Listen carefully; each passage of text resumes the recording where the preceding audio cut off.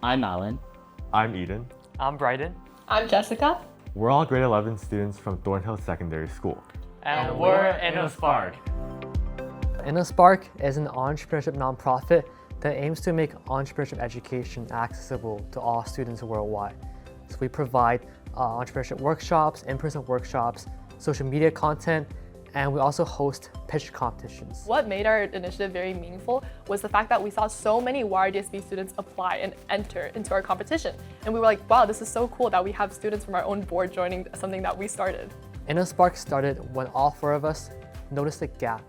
We didn't really experience much entrepreneurship education in elementary school, and we didn't want that to be the reality for the students coming after us. We wanted to close the gap between entrepreneurship education because even if students don't wish to pursue entrepreneurship in the future, it still helps them build a lot of perseverance and skills that are required in the future and will help them build their future career paths. We literally just sent out a bunch of cold emails to any company or an organization. I think we sent over 200 and barely 6 got back to us, and that's pretty much just how we were able to secure our funding. When we posted our first video on Instagram, it kind of blew up overnight, gaining a few 100,000 views, and eventually we posted more and more videos.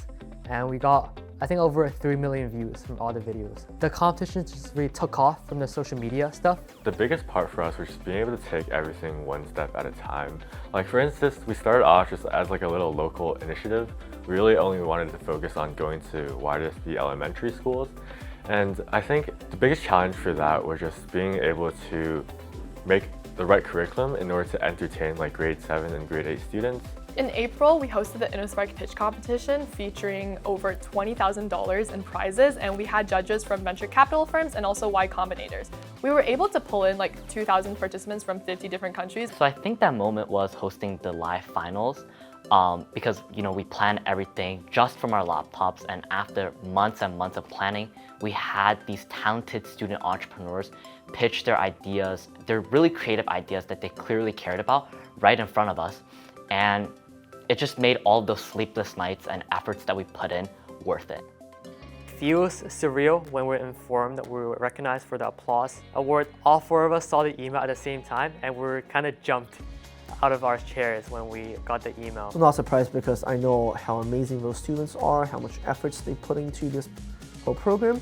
They also been helping me in my class where they started a smaller version of that in my class where they or the judges, they give feedbacks and also some mentorship to my grade 9, grade 10 business students. Whatever it is that you may be thinking, just do it. And it may not work out the first time, but just keep on going, and maybe one day it'll be something so big you couldn't even imagine it. And I think that's a piece of advice I have for all the students listening. It really just goes out to show that you really can do anything. You really can scale something small to something global like this.